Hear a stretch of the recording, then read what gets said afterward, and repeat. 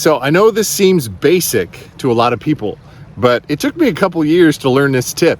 Whenever you're stringing up your fly rod before you start fly fishing, typically in the beginning, I would try to bring the tapered leader through the little eyes, and a lot of times they'd either lose a handle and have to start all over, or I would even miss a guide because it's kind of hard to see the monofilament while you're running it through the guides. So a little trick, fold the fly line, the floating line, kind of in a U shape, and bring that through the guides and carry the tapered leader along with it.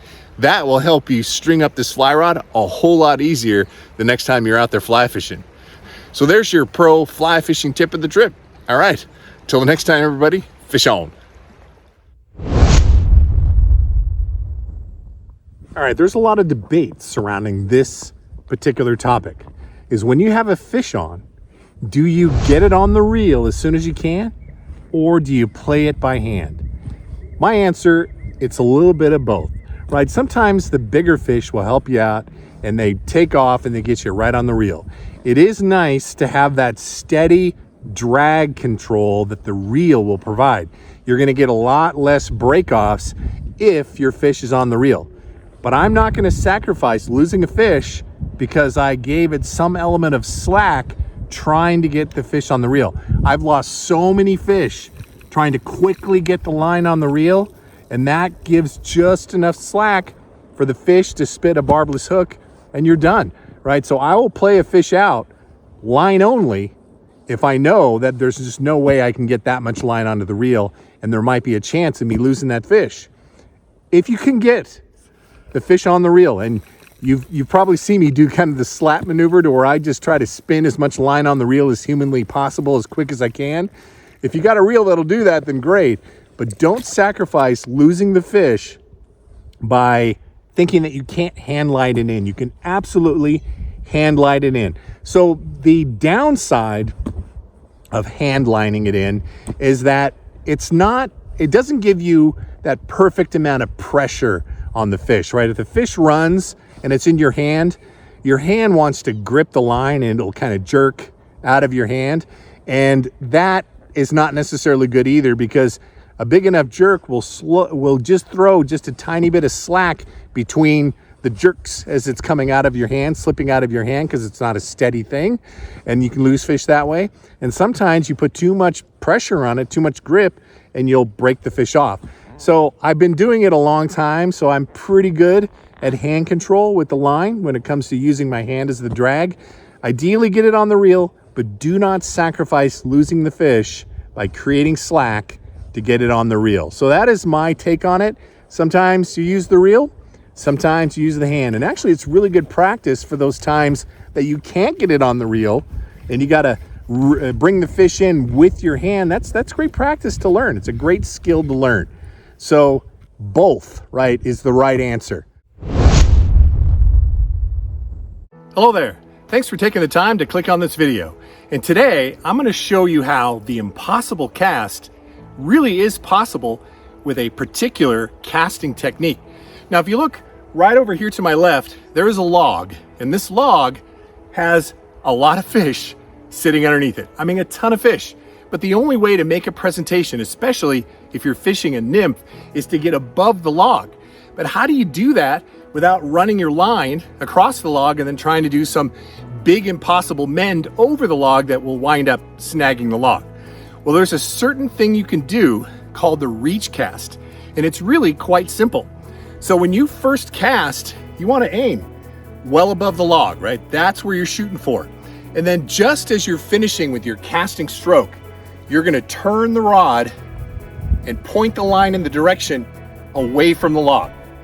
So does that make sense? So you're going to be casting, right? You're going to be shooting over the log because you got to be able to shoot above the log. The nymph's got to come down and run through right there at the tip of the log. So as soon as you finish your casting stroke, I want you to turn your rod, right? So casting stroke and then move that way. So you're doing the casting stroke, and right at the final presentation, you're going to move your tip to the angle and point the tip of your rod where you want that fly line to go.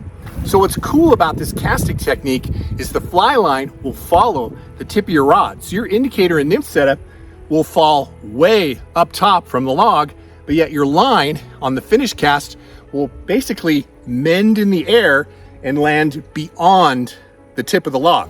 But that is called the reach cast. And this cast really is something you want to have in your arsenal because it'll increase your chances of catching fish tenfold, because this particular cast where all these fish are right here, unless they're eating dries, almost impossible to make a drift. By the time that your setup hits the water, it's 3 or 4 feet downstream before the nymph gets into the eating zone where the fish are. So you have to cast above it and then do the reach cast around the tip of the log and have this nice drift right through that zone. So there is your fly fishing tip of the trip. And next time you're out there, do a little practicing. It'll take a little while, but it's not super intuitive, right? But right on that final cast, move the rod tip as you're bringing it down towards the tip of the water to whatever direction you want the fly line to land. And you'll be really surprised on what happens next. I got a fly fishing tip for you. Now, unconsciously, I've been doing this when I've been fly casting, especially if I've got to tuck it into a bank between some lily pads, or in this case, I'm getting it as close to that drop off and stick as I possibly can. Something that'll help you with accuracy so you too can catch fish like this. Keep them in the water. Oh, nice. Wow, what a thick fish. There's a little technique. Now, I'm gonna give credit to where credit's due. I don't know who the fly casting instructor was, but she was at Red's Fly Shop doing a class, and Mark, my buddy, said, hey, I learned something new. Even though I've been casting a long time, she taught me this tip, and I started thinking, you know what? I do that all the time, and I just don't even think about it. But when it comes to accuracy, right at the end of the cast, right, your last presentation where you're shooting for whatever it is you're shooting for, just tighten your grip a little bit on the cork. That just gives you a little bit more control on the rod so you can potentially hit that spot you're looking for. And that is something that I've been doing forever. I don't even know how long, but I realized, wow, okay, I do that, right? When I started paying attention and when I started shooting for certain things, right, I need to get the fly close. It's like I'm really gripping that cork much harder than I typically would on any other cast. And that just kind of helps stabilize and focus the rod where you're trying to aim it. So try that next time you're out there fly fishing. If you're trying to tuck it into a bank, just squeeze onto that cork a little tighter than you typically would, right on that presentation portion of the cast. And I think you might find you'll get a little closer to that target that you're aiming for. It's worked for me over all the years, and it took somebody to teach it at Red's Flies down in the canyon for me to realize that, hey, that's a pretty good tip. I need to share that. All right, and I'll try to get that person's name and put her information down in the description as well, because she deserves credit, because that's a great tip.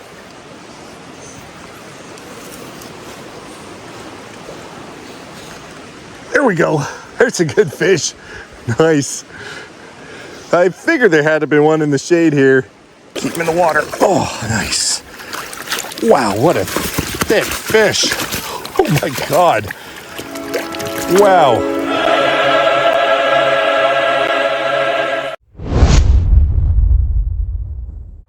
Hello there. If you clicked on this video, you're fly fishing now, and you want to learn why it's important to mend. There really are 2 reasons why you want to mend your fly line after a cast. So, like let's say today I'm fishing an indicator setup with a couple of nymphs, and you cast it out, right? And now you notice that your line starts doing this big old loop, right? If you don't correct that with a mend, you're going to start creating drag on the fly. If it's a dry fly, it's going to start dragging across the surface. If you're fishing nymphs like this, it's going to start pulling the nymphs kind of weirdly downstream, and it's not going to give a very good presentation for the fish. So what you have to do is you have to make kind of a quick circular motion with the tip of your rod to kind of throw the fly line, the dry fly line, above your dry fly, your indicator setup. So the second reason why you want to mend is you want to have a straight line path to your indicator or your fly.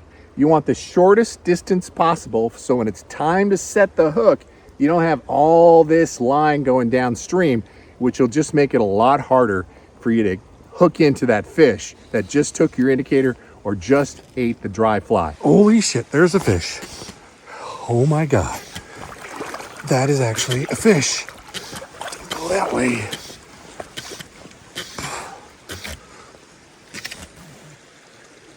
Oh. Oh, yeah, oh my God. Oh, man. So those are the two primary reasons why you want to mend.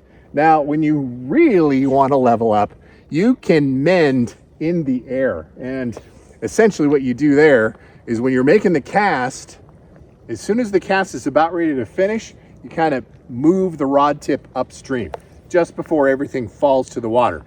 And that's making essentially a mend in the air.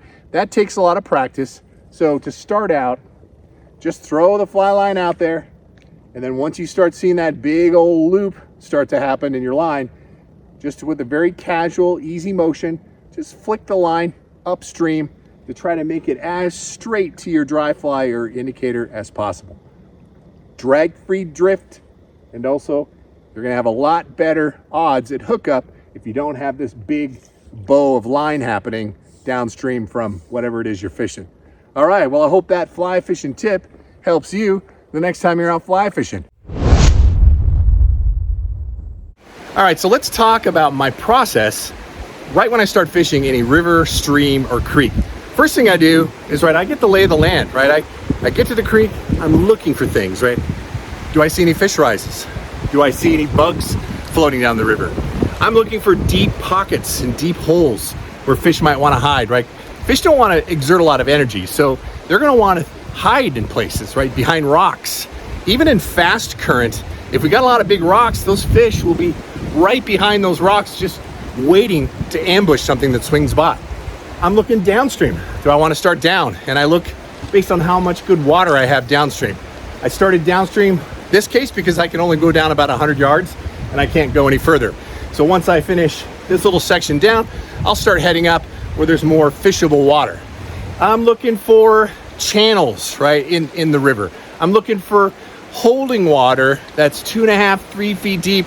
I'm just looking for places that, if I was a trout, I wouldn't want to expend a lot of energy, right? I wouldn't want to be directly in the sun. I'm also looking for shady spots as well, especially on summer days. And from there, how do you choose what fly, right? How do you choose what fly? My confidence fly and my prospecting fly is always a streamer pattern, specifically the Sculptzilla. And it's just because I've had so much success with this fly. Whatever confidence fly you have, start with that and just do a little prospecting, right? Keep your eyes peeled of fish doing their fishy things to decide what you tie on next. As soon as you start seeing some topwater action, try to match the hatch and see if you can go after it. Before that though, sometimes I'll throw the streamer at it and just see if I might get an opportunistic fish. But start with your confidence fly, pay attention to what's happening, and if you don't get anything in 20 minutes, switch up, right? If you keep fishing the same thing for hours on end, you're probably gonna get the same result if you're not catching any fish. Switch it up, and once you find the right thing, stick with that until it stops working again, and then switch up again. One of the biggest things that new fly fishers don't do is vary up their presentation and vary up the fly. Very important.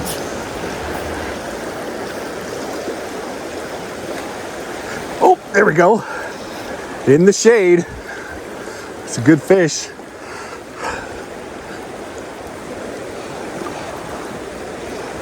Ooh, yeah.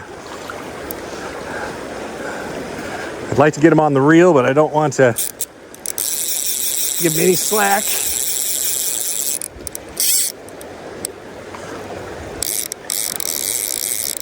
Yeah, it's a good fish to be able to hold.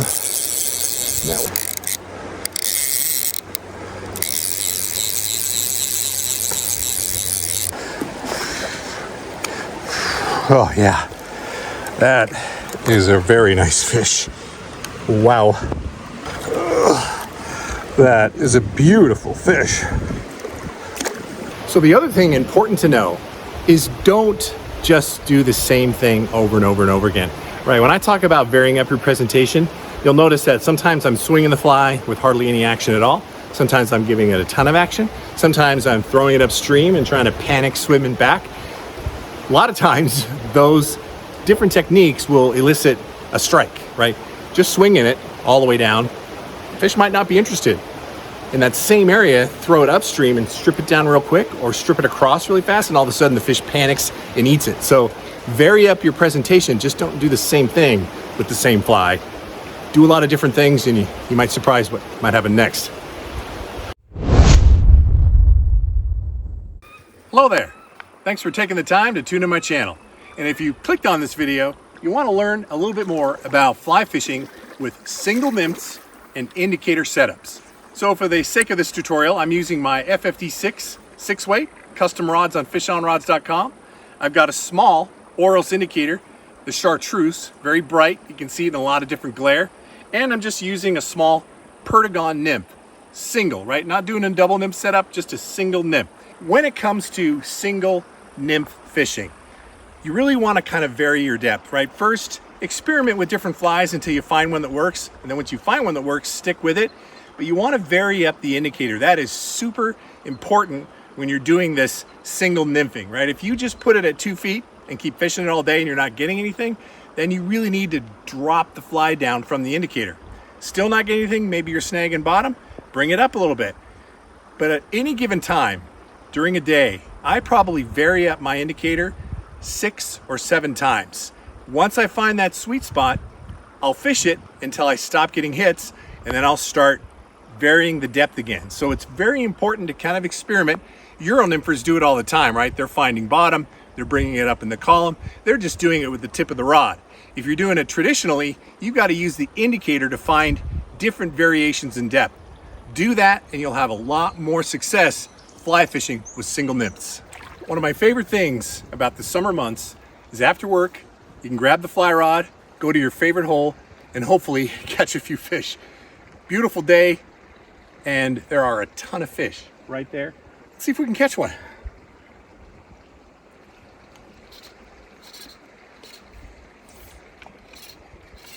See how long it takes.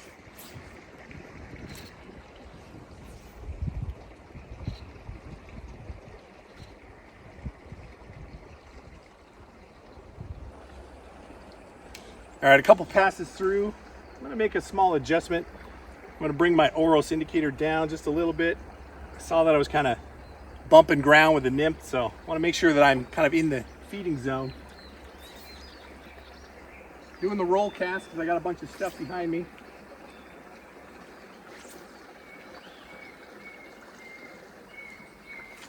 There we go. Oh, had it.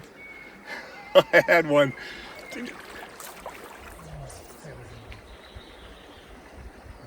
Missed that one. That was a big fish too. So a couple things to take note. Now I wasn't getting any strikes earlier, so I shortened up the indicator. I started to see some stuff on my fly, so I thought maybe I was too deep. Then I didn't get anything again. Moved up a little, set the indicator, a little further depth, about 6 inches more depth, and all of a sudden now I'm starting to get some strikes. So you want to always experiment, especially when you're nymphing on depth. You want to try to find that fish feeding zone. Don't just stick with one spot, right? If you start picking stuff up on your fly, that means you're too deep. If your fly is floating through a bunch of feeding fish and you're not getting any strikes, then you're probably too shallow. So experiment with your indicator to find the right depth. And once you do, stick with it and you'll start catching fish. There we go. Oh, better fish.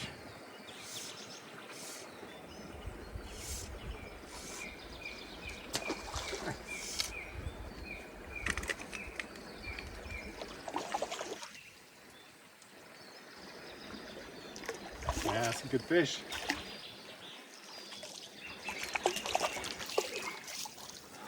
Yeah. Wow. Pretty fish. Look at that guy. That is a pretty fish. Sweet.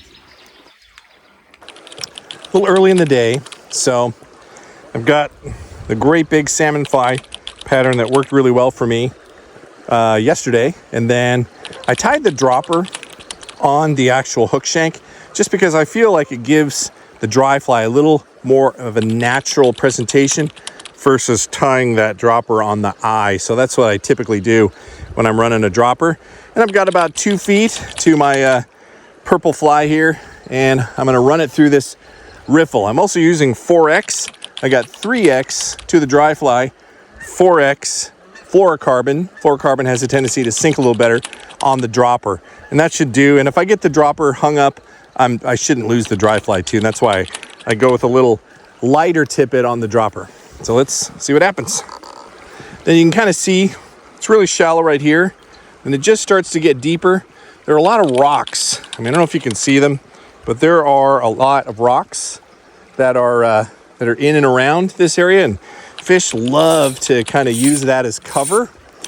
So I'm gonna kind of cast my fly up and then let it fall over.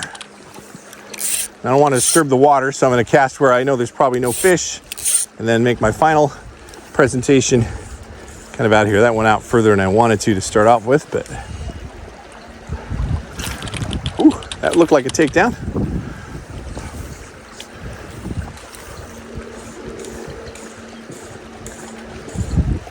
Oh, there's a little fish that came up like tiny, tried to eat my dry.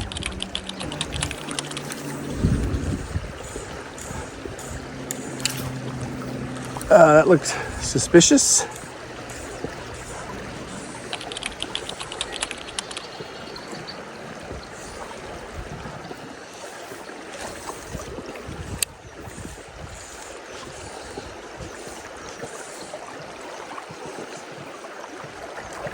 Oh, there we go. He came up and ate the dry. Oh, that's fantastic.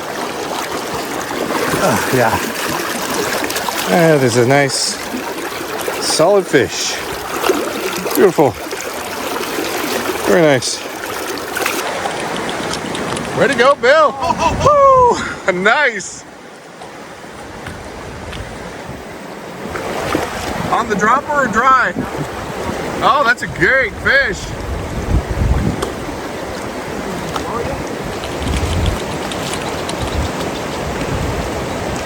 Can you show it off? Bill, can you show it off? Oh, very nice. Very Fish nice. on. Fish on. That's great. Way to go.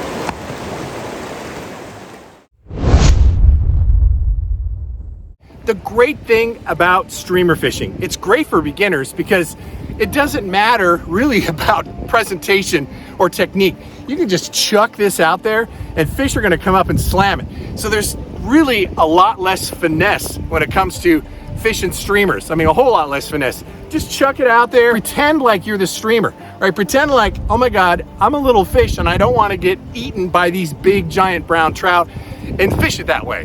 Do a lot of variations with your retrieve, but there isn't anything super technical when it comes to streamer fishing, and that's really the overall enjoyment of it, is that you don't need to have that perfect drift. You don't have to perfectly mend your line. You don't have to worry about anything. That doesn't matter when it comes to streamers. Thank you. Go somewhere else. Oh, nice fish. This is a big fish too. Gotcha. Nice.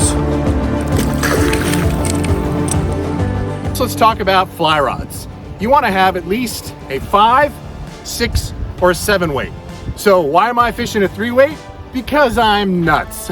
Because I really just enjoy this particular 3 weight from fishonrods.com, and I designed this thing to be able to throw these big streamers. But ideally, the minimum size fly rod you want to have is a 5 weight, 6 weight can be great, or a 7 weight when you're starting to chuck these really big streamers. You just need a little extra rod to be able to get these streamers out there without either stacking it in front of you or hitting yourself in the head because you just can't generate enough line speed with these lighter rods. So there's another big mistake that a lot of people make when they first start getting into streamer fishing, and that right here is the size of the leader.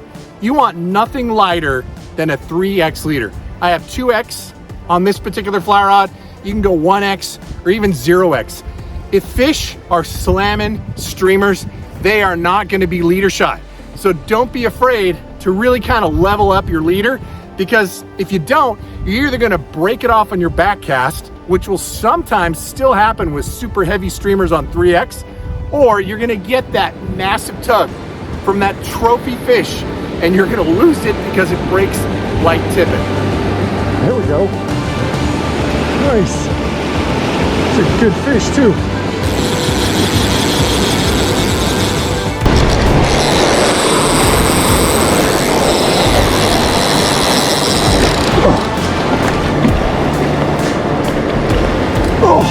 Nice. Wow. That is a large brown trout. I like fishing 9-foot leaders. Typically you can go either 7.5-foot tapered leaders or 9-foot leaders when you're fishing streamers. Now you can see this stream, it's a relatively large stream. I don't use this sink tip. In fact, I rarely use a sink tip unless I'm fishing a really deep lake or a super big, fast, deep river. I am using floating line. I just use a weighted streamer and sometimes add a little length to the tapered leader to get down where I think the fish might be.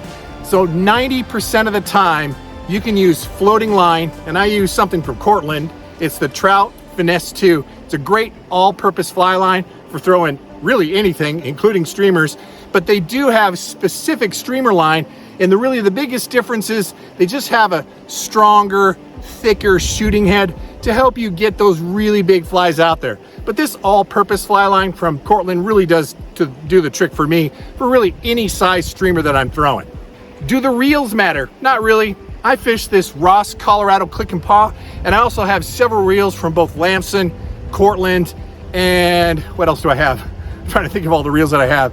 And Batten Kills that have a disc drag. Sometimes it's nice to be able to kind of crank down the disc, you know, the drag, if you really got a big fish on. But really, any type of fly reel is going to be great for streamer fishing. You don't have to worry about anything, right? You've heard a lot, probably, if you've done a lot of YouTubing on fly fishing, is getting a drag-free drift. That doesn't matter when it comes to streamers. In fact, I cast this thing upstream. I cast it across, down. I strip it fast, I strip it slow. Sometimes I'll let it sink. Sometimes I hardly put any action on it at all. Sometimes I even put an indicator on it if I just want to dead drift the streamer down. But it's a lot less technical, so it's just easier to fish. So let's demonstrate here. So I'm just gonna chuck this streamer out, and for demonstration purposes, I'm not using a Sculptzilla, which if you've been watching my videos a lot, it's one of my favorite flies from Red's Flies, the Sculptzilla, but I'm using a sparkle minnow just because I've had a lot of luck here with it. So let's give it a try here and see if something will come up and eat it. And I'll show you just how easy it is. Right now I'm gonna try a few casts just across the stream. Up close, just in case there's a fish nearby. There we go, nice. Well, that worked. Now typically, I like to try to get them on the reel if I can, but I don't want to throw any slack to the fish. So I got pretty tight here, so I'm going to try to get him on the reel. Oop, there he goes. Hopefully he'll help me out a little bit. Nice brownie. All right, now we can let the reel do the work.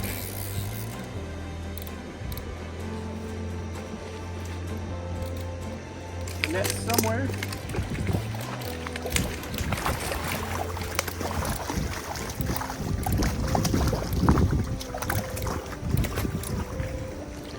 All right, so really, it's just that simple. See there wasn't a lot of finesse involved. And this nice 17-inch brown ate the fly. Simple as that. So when it comes to fishing streamers, right, again, as we said, not very technical. I tried a few casts upstream, then I tried one across the stream, kind of let it sink, varied up my retrieve, and that guy came up and slammed it, right? So then I'm gonna try to kind of copy that retrieve until they get bored with it and try something different. So there's one thing I want to emphasize when streamer fishing. You're not doing anything wrong if you're missing it, right? One of the things you want to do is you want to strip set it. I don't know if you saw that there, but as soon as that trout hit it, I strip set. You don't want a trout set, which is lifting your rod, because that has a tendency to pull the streamer out of its mouth. Strip set it until you really feel it pulling back, and then get it on the rod. So that's one way to really increase your hookup percentage, but typically you're going to miss 60% of all hookups when it comes to streamer fishing. That's just part of the game. You're not doing anything wrong. You're gonna miss it. A lot of times these fish will come up and just freight train your fly. They're hitting it from the side, they're ambushing it, and a lot of times they just don't hook up, right? That's normal when streamer fishing, so you're not doing anything wrong. So anyway, so I hope that helps you get out there and try streamers. It is so much fun. Hello there. I want to give you a quick pro fly fishing tip. If you're just starting with fly fishing, you might have a bad habit. And you'll be surprised on how many people that are just getting into fly fishing make this mistake. I made it myself. I was a spin caster all the way until I was about 16 years old. When I picked up a fly rod, I started doing this right away. And my dad was like, hey, son, I'm gonna teach you something, because right now I notice that you're missing a lot of fish, right? When the indicator goes down or the fish eats it, you're missing it. It's because you're not doing this one thing. And it's gonna seem simple, because it really is, right? It's a matter of keeping your fly tip down right to the tip of the water, or in some cases, if you're fishing streamers, bury your tip in the water. So many fly casters or fly fishermen, when they first start out, they're holding the rod up like this, right? And they're fishing with the rod up. And unless you're doing something called high sticking, which there is reasons to do that on occasion, but in most cases when you're fishing, you want that rod tip to be all the way down, touching the surface of the water, and sometimes even buried. And your hookup percentage is going to increase tenfold. Why? Because there's less distance from the tip of your line all the way down to the fly, right? When you're holding that above the water several feet, that is all slack that you have to quickly make up for when you're setting the hook.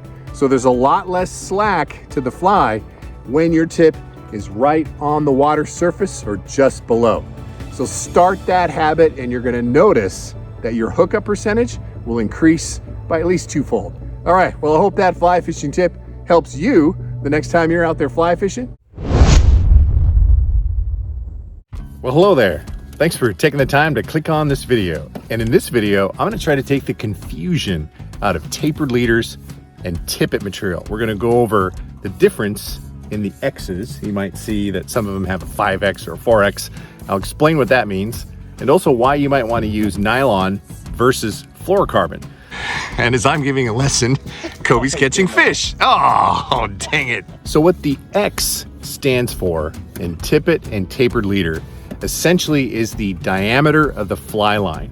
So if you're using smaller flies, a lot of times you'll want to use a larger X number. So it's kind of the opposite, right? The larger, like 5X, has a smaller diameter than 3X. So you'll also notice with the X, like on a 5X, there's a poundage rating as well. So for example, 5X has a 6 pound rating. Now it also stands for the diameter, thinner diameter, 6 pound rating. You can see the 4X has an 8.4 pound rating. So the X also correlates with the breaking strength of the line as well. So when do you use a 5X or a 4X or a 3X? So typically if you're using smaller dry flies and you need a little bit lighter presentation, or maybe there's a little bit spookier fish, you might want to use a 5X. Now you'll notice I don't have anything smaller than 5X because why bother, right? Unless you're using flies of this size, that's really the only time you're gonna need a 6X or a 7X. So why would you wanna use a 3X? So a 3X, typically, if you're using big terrestrial patterns, you're gonna wanna use a 3X. One, because the fish are gonna be less spooky, right? They really don't care about the leader sitting on the water when you're using big bugs like that. And also you need just a little bit thicker line because some of those terrestrials have a tendency to twist when you're casting them. So if you're gonna reduce the amount of twisting in your line, use a heavier or like a 3X or even a 2X type of tippet or tapered leader. Now with your tapered leaders, typically if you're just starting to get into fly fishing and you're fishing for trout, 95% of the time I'm using a 9-foot tapered leader. Some people have asked, well, why can't I just tie some monofilament on the end of my fly line? That taper helps roll the fly over and finish a fly cast. So without that taper, it's really tough to kind of nicely present or roll the fly out. Now you'll also notice that I've got nylon leaders and I've got fluorocarbon. Why would you want to choose one over the other?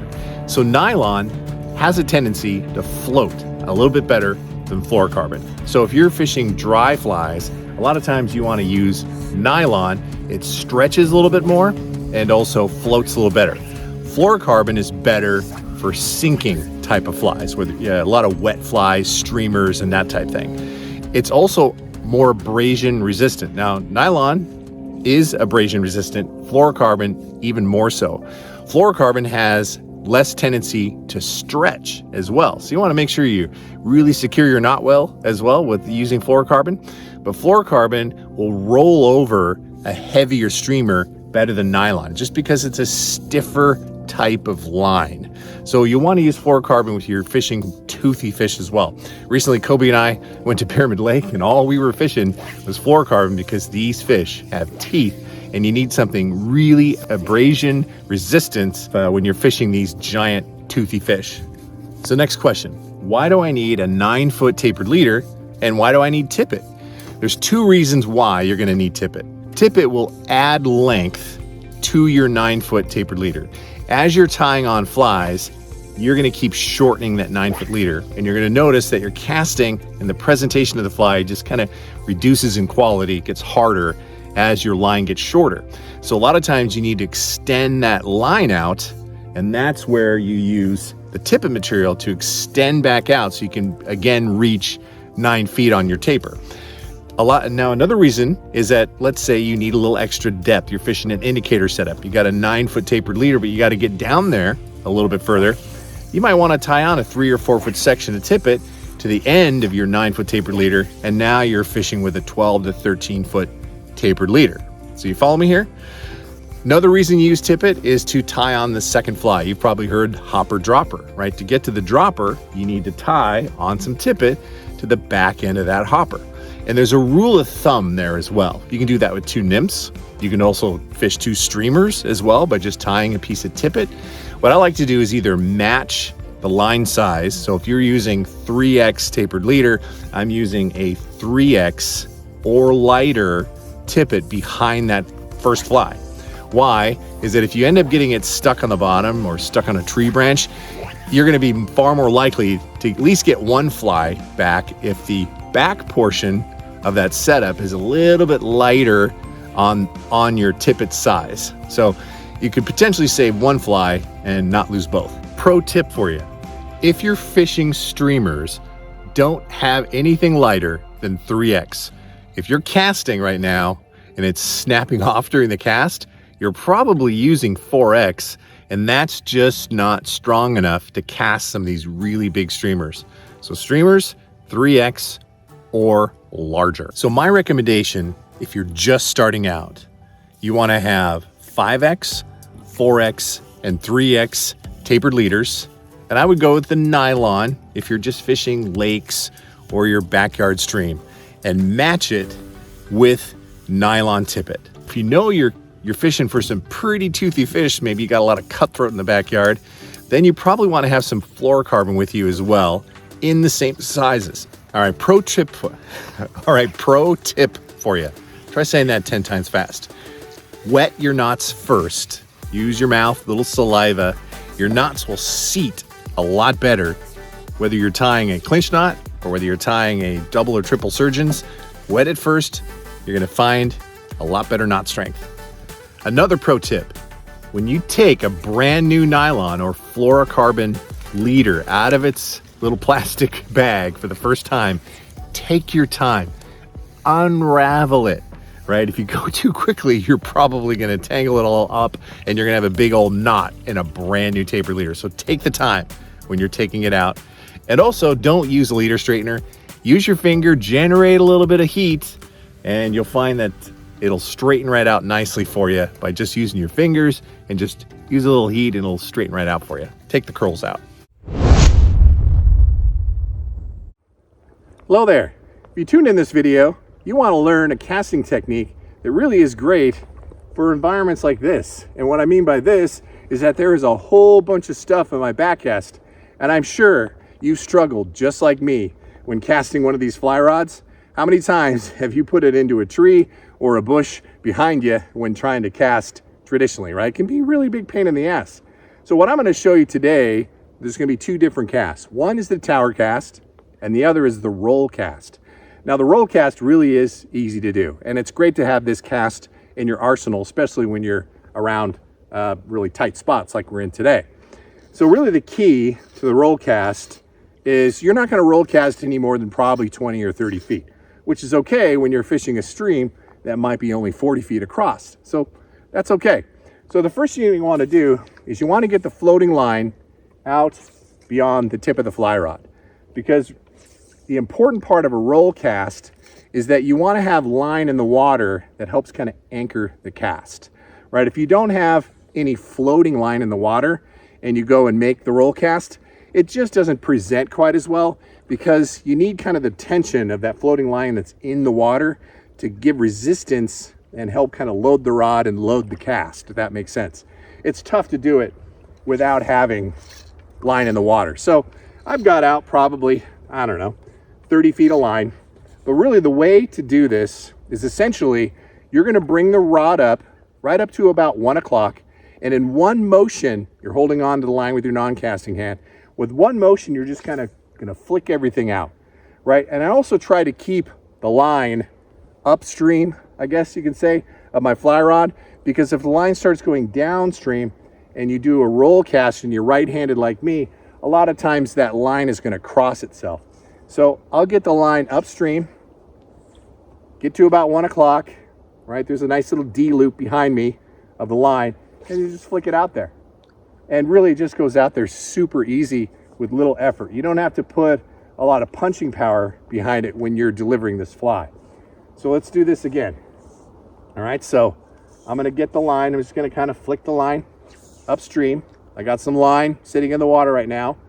I'm gonna go to 1 o'clock, right?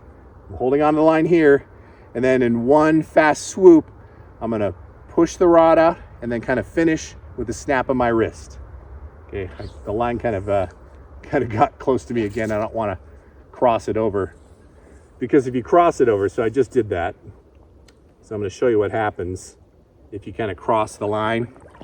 So that's why you don't want the line to be downstream of you and then try to do the roll cast, because the line is going to crisscross itself. So you want to have the line upstream. So let me take a moment and untangle my mess. All right, disaster averted. Okay, so I'm gonna throw it upstream, right? I'll slow it down for you too. Just like that. My line just went out about 20 feet. Super, super easy to do the roll cast. No line went behind me, so I don't have to worry about getting snagged on anything, because this roll cast really is just really easy to do. All right, so I'll do it again. So I'm gonna get the line upstream for me. Okay, now watch. Just like that. And I almost went clear across the river with that roll cast. So super easy to do.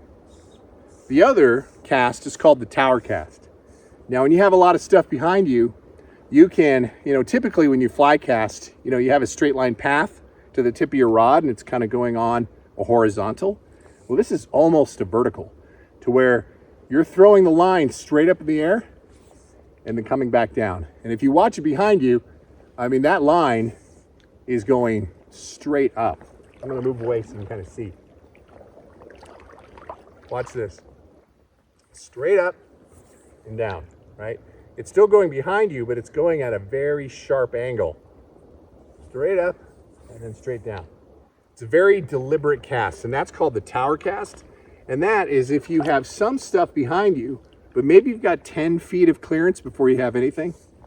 That can be very effective when you're in tight spots. So the roll cast and the tower cast, and you'll be able to fish these tight fisheries with a lot less frustration. So you're fishing your favorite river. You get the last fly, the last one of these you got left, stuck on a log. What do? Well, stick with me through this video, and I'll show you how to get that fly back. It's at least a 50% success rate.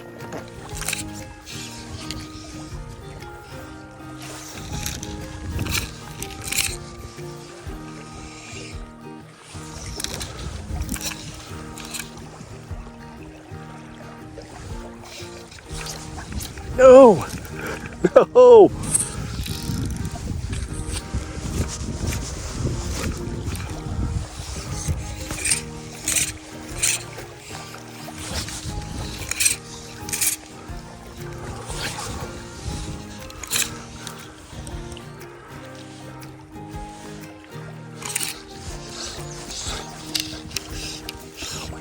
Worked.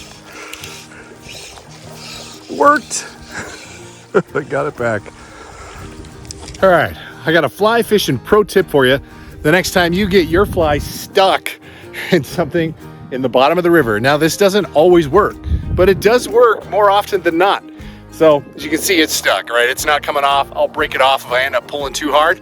So what I did is got a bunch of line out, then I did a huge roll cast, and I got the floating line beyond where the fly was stuck. And it started to pull the opposite direction and kind of away from the log, and it freed up the fly. And just like that, I saved myself $5 because these Sculpzillas aren't cheap. So the next time you get stuck, try throwing a lot of floating line beyond the fly, and a lot of times that'll unwrap it or unhook itself, as long as you don't drill it in too heavy trying to pull it out this way first. So there's your fly fishing tip of the trip. Hello there. Thanks for taking the time to tune on this video. And if you tuned on this video, you're thinking about picking up fly fishing. So what we're going to talk about today are the absolute basics of what you need to get started with fly fishing. Because once you get really into it, right, there are so many different products and different fly lines and different reels. I'm going to really try to boil it down in this video just to kind of take all the complication and intimidation out of fly fishing. So we're going to cover the fly rod and reel. We're going to talk a little bit about the anatomy of the fly line and what kind of makes up this particular setup. We're going to talk about some flies that you should have, and then we'll talk about some necessary gear. And then finally, at the end of the video, we will talk about a few ways that you can save a little bit of money so you can get into this sport affordably. All right, so first, the fly rod, right? How do you choose the right fly rod? Well, I'm just gonna boil it down, right? I'm gonna give you 3 solid options to get you started with fly fishing. The first option is the Cortland Fairplay 5/6 setup.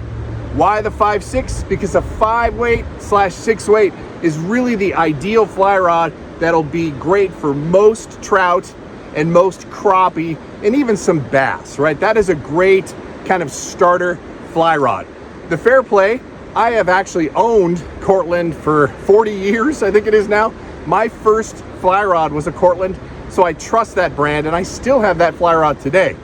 I purchased the Fairplay Cortland rod that has completely set up, right? It has the rod, the reel, the line, even the tapered leader, and it's under $100, so it's super affordable. Fished it myself and actually had a very good time with it. It's very easy to cast, no complaints when it comes to the Cortland Fairplay, and that's just from my own experience. So that is a great starting fly rod combo that's under $100, right? There's not a lot to invest. So when we talk about these fly rods, right, what exactly is it? Well, if you have a spinning rod today, typically a spinning rod is a little bit shorter than a fly rod. These fly rods will be 8 to 9 feet long. And when you cast the spinning reel, right, you open up the bail or release the bail and you hook it out there. Well, the fly rod is a little bit different. So you pull out floating line. So this thick line right here, this is floating line. Generally, they're about 90 to 100 feet long.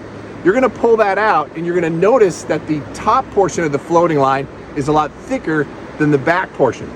That's essentially the taper, which kind of helps you get the fly line out and start creating the fly cast. And remember, as I've shown in this video right here, you don't have to cast 40, 50 feet to get started. Just enough to get it out there is fine. So behind the fly line, you can kind of see within my reel, there's some red right there. That's called backing. Really the only reason why you have backing, there's 2 reasons. One is kind of fill up the fly reel. Otherwise, if you just have floating line, there's a lot of space left. But also if you catch that really big fish, since you're only dealing with 90 to 100 feet of floating line, you need that backing just in case you get into a fish big enough that pulls all the floating line out, and it's just kind of your reserve. So that's really the purpose behind the backing. Now, tied on or looped to loop on this floating line is called a tapered leader. The reason why tapered leaders are important, you need that taper to be able to present the fly, to roll the fly over. It just helps in the casting process. So you're gonna typically buy either a 9-foot or a 7.5-foot tapered leader. Now you're gonna see that there's a lot of different sizes, right? a great size for most trout fishing and most crappie fishing is a 4X tapered leader. That's about equivalent to a right around 7-8 pound test that you're used to using on your spinning reel. All right, so you've got your fly line, behind that is your backing, in front of that is your tapered leader. How do you choose the right fly reel? If you look at this fly reel, it's very similar to what you're using right now with your spinning rod. This little disc right here turns. This is the drag, just like you have in the front of your spinning rod or on the side of your level wind. This is the drag. So this just kind of helps you put a little pressure on the fish so you're not having to palm it when you're fighting any particular fish. So most fly reels today, unless they're a click and paw, have this disc drag. And then from there, it's just a matter of learning how to cast, practicing, right? It's not about whipping the line back and forth, back and forth. Just get enough floating line out from the tip of your rod, throw it out there 15, 20 feet, and you would be surprised how much success you can have and not having to bomb it out there a million miles. So I put a lot of casting videos together, and I'll put a playlist right here that you can look after the video just to kind of show you how to cast one of these fly rods. Okay, so next, you got the fly rod, you got a fly reel, you've got the backing, line, and tapered leader. And once again, the Cortland Fairplay has that all, right? I mean, literally it's out of the box, ready to fish. You don't have to get a whole bunch of extra stuff. But what you should have at the bare minimum is that you should have another 9-foot tapered leader with you, just in case you break this one, it gets knots, it just starts to get really short, right? The shorter you get on the taper, the thicker the line, and pretty soon you're either gonna have to tie an extra length of tippet to kind of lengthen the leader, or you're gonna need a new tapered leader. So I'd have at least one of those packages in your pocket, and we'll talk about gear stuff later on how to carry everything, but you can put it in your pocket, no problem. I'd also get a matching roll of tippet. You'll find that these tapered leaders, they're not inexpensive, right? They could cost almost $10 for a tapered leader. So having a roll of tippet, so when you do start cutting into the tippet, in this tapered leader, the tippet portion of the tapered leader, you can lengthen it back up, and just by simply using a double surgeon's knot, and now you can lengthen it back up to 9 foot, so you're not going through tapered leaders so quickly. Okay, so now what flies? What are you gonna do about flies? So there's two resources for flies, right? Your local fly shop, support your local fly shop. Those guys would love to tell you all the best trout flies or crappie flies that you can buy, or you can support another family-owned company, Red's Flies. I've been using their flies for a couple years now. They're durable, they're affordable, and because I'm a pro ambassador, you can save 20% at checkout using my coupon code FFD. And once again, you are supporting a family-owned company. They even have a box that I put together specifically for trout. So all of my favorite trout flies are there, but they have a myriad of different assortments, boxes ready that you can purchase. So you've got a fly box to keep your flies in now, and you've got the right flies for what you're targeting, right? It's a great way to start out. There is a necessary tool that you're gonna need, and that is a forceps with cutters. Why the forceps? Because sometimes the fish will eat the fly and it'll go way down in their mouth, and it's tough to get out with your fingers. So a pair of forceps can easily kind of unhook that fly. They're also good at debarbing flies, just in case you're at a fishery that might be barbless hooks only.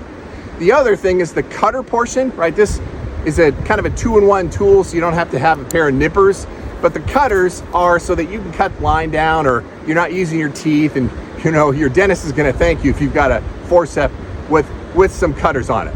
The next thing you're going to want is some sort of floatant. I've used two different types of floatants. One is by Loon, it's a great little floatant, and the other one is Flyagra, which is really good. Once you dip your dry fly in this and dry it, you're almost good for the entire day. But you need a little bit of floatant so you're not constantly fighting with your fly sinking. So that's another important piece to have when you're first starting out with fly fishing. So that's really all you need to get started with fly fishing. And now let's cover some other gear that you might want to consider once you've been doing it for a little while. And the first thing you might want to consider is getting another fly rod. And the two brands that I would recommend are Sage Foundation, right? I've been using Sage for a lot of years. This is a Sage TCR I bought 20 years ago. My first Sage was a Sage DS that I bought 30 years ago, and I still have both of these fly rods. I found today's version, Sage Foundation, is a great fly rod, fast action, and it really is built to last. It's a great fly rod. I've got two of those myself. one that I had been using for sea run cutthroat, and the other is the one that I bought for my wife for her very first fly rod. It's a great fly rod for under 500 bucks. And then if you really want to level up, that's where you can go with a custom fly rod, which I'm going to grab right over here. This is my series of fly rod, the FFD series. Basically, this fly rod I designed to build for the new fly caster in mind. It has a carbon fiber parabolic power taper, which is just easier to cast. It's completely custom, right down to the hand turn cord. All right, so now you've got your box of flies, right? You've had that in your pocket, in your forceps. You really need something to carry it in. Now there's a ton of different things on the market today, from fly fishing vests to chest packs to sling packs. There are a lot of different things you can carry your flies in, from even a side, like one of those fanny packs, that type of thing. I've gone through a lot of different packs, right? From the vest to different type of fanny packs. What I found has the most room and is the most comfortable to wear for hours and hours and hours are sling packs. This one is from Sims. This is just super comfortable and ergonomic, and I can wear this thing all day long without it hurting my back. So that's one of the reasons why I chose a sling pack. And I can stuff, because once you have your first fly box, you're gonna get your second one, your third one, your fourth one, then you're gonna start getting all sorts of accessories. So eventually you're gonna have to level up and get a pack. I also, you can see my net, here it is. My net is right on the back of that sling pack. So I have a net always at the ready. And that's the other thing, that it's not a need when you first start out, but it really is something that you'll want to have eventually, right? Today, you probably are using a net if you're spin casting, so you can just repurpose that net or buy yourself a new fly fishing net. One of the things that I've done is I use a catch and release netting. It's just easier on the fish, right? Especially if you're fishing from places like this that have native fish in them, catch and release. It's just nice to have a net that really protects the fish, so that next year you come back, you'll be able to catch that fish when it's a pound heavier. So that's the reason why I use nets that are designed with this netting that is designed for catch and release. Super easy on the fish. So the other thing you can do when you first start out is you just wet wade, right? Get a good pair of hiking pants, maybe some sandals, some flip-flops, or your tennis shoes. But what you're gonna find is that during the springtime or during the fall time, you're gonna want some sort of wader, right? And that can get expensive. You can go to Walmart, you can go to some of your big box stores and buy Hodgman. They're not terrible, but they're gonna last you about one season before they start leaking. So I have a partnership with Drift. You can kind of see here, these are their wading pants. Drift really is a great wader company. They're durable, they last a long time. So ultimately that investment that you make up front is gonna last for years and years and years of fishing. But eventually you're going to want a pair of waders or wading pants, because even in the summer months, depending on where you're fishing, your legs and your feet are gonna be bitter cold by the end of the day, and who knows what's gonna be crawling on your leg after standing in a river or on a lake edge all day long. So waders are nice. The next thing is wader boots. Again, they can be expensive. There's some cheap options out there. You kind of get what you pay for when it comes to wading boots. I have been using Corkers now for about 15 years. Part of the reason why I like Corkers is they're durable, and I can swap out the soles. So if I'm just walking a trail, I can put the rubber soles on. If I'm out here kind of in a slippery river, I've got the felts with spikes. If I am fishing a grassy banked river, I'm gonna do the river spikes so I can get plenty of grip. But having a shoe like this gives you that stability when you're walking around these round rocks, slippery round rocks, when wading, and just is really nice to have versus a tennis shoe. So those are things that eventually you're gonna want to get when you really start to get into fly fishing. Unless you just plan to fish during the summer months, then you probably don't need it. You can just use hiking pants and sandals. So other accessories you can get are, of course, like sunglasses. You don't need to go buy the $200 pair of polarized fishing glasses. Just get any polarized glasses that just allows you to see through the glare. I mean, literally, you can pick some of those up for 20 bucks if you know where to find them. So no need to spend the $200 on some eyeglassware that's out there. Just get a cheapy pair. As long as they're polarized, you're gonna be good to go. All right, so how do you save money on some of these items? I do happen to be a pro ambassador for several of these brands. Cortland, I had Cortland way prior to my sponsorship, but I am now sponsored. And if you go to my website, if you sign up to my email list, you can save a little bit of money on your first purchase at Cortland. And all the information is there on my website. If you don't have a local fly shop close by, Red's Flies, family-owned company, great flies. I use those nearly exclusively now, except when I go to fly shops because I have a problem and I buy way too many flies. But anyway, Red's Flies really are a great fly, and I've got a coupon code FFD that saves you about 20% at checkout. Flies can be expensive, so a little bit of money does help. When you decide that you want to put some waders, wading pants or waders, I do have a link for Drift, gets you a little bit of money off, and also gives you a free gift as well. So some of the perks of watching this video and following me is that you do get to save a little bit of money on some of this other gear. But again, there are a lot of gear out there. There's a lot of different brands. Hopefully this helps you kind of narrow down how to get started with fly fishing. And I really appreciate you taking the time to watch. And now you need a little help with your cast, right? So check out this video right here. 8 minutes, you'll be able to get that fly rod just a little bit further, or that fly cast just a little bit further out than you are today. All right, everybody, till the next time, fish on.